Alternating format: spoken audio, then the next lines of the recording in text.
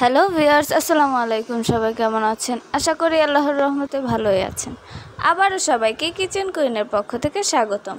আজকে আমি নিয়ে চলে আসলাম নতুন একটা রেসিপি, তা হচ্ছে ডিম পিঠা। ডিম পিঠা কীভাবে বানাতে হয় সেটাই আমি আপনাদেরকে দেখাবো। তো চলুন দেখে নেওয়া যাক। ঝাল ঝাল ডিম পিঠা তৈরি করার জন্য আমি 1 কাপ পোলাওর চাল 1 ঘন্টা ভিজিয়ে রেখেছিলাম।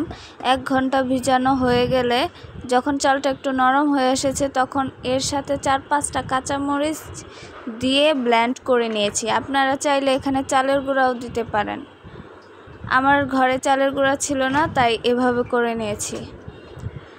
এখানে দিয়ে দিচ্ছি 1/2 চামচ হলুদের গুঁড়া, 1 চামচ মরিচের গুঁড়া, 1 চামচ জিরার গুঁড়া, 1 চামচ ধনিয়া গুঁড়া, দিয়ে দিব পরিমাণ মতো লবণ এবং এর সাথে অ্যাড করে দিব 2টা ডিম।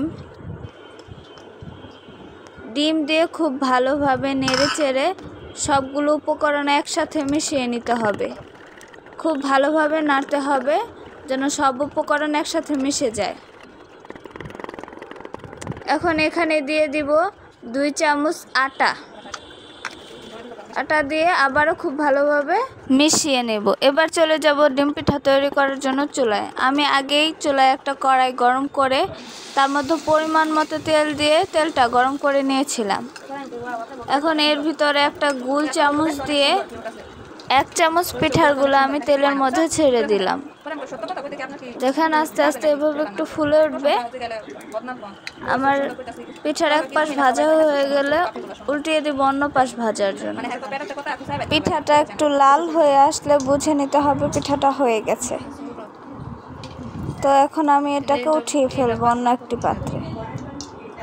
এই তো তৈরি হয়ে গেল আমার ঝাল ঝাল ডিম পিঠা।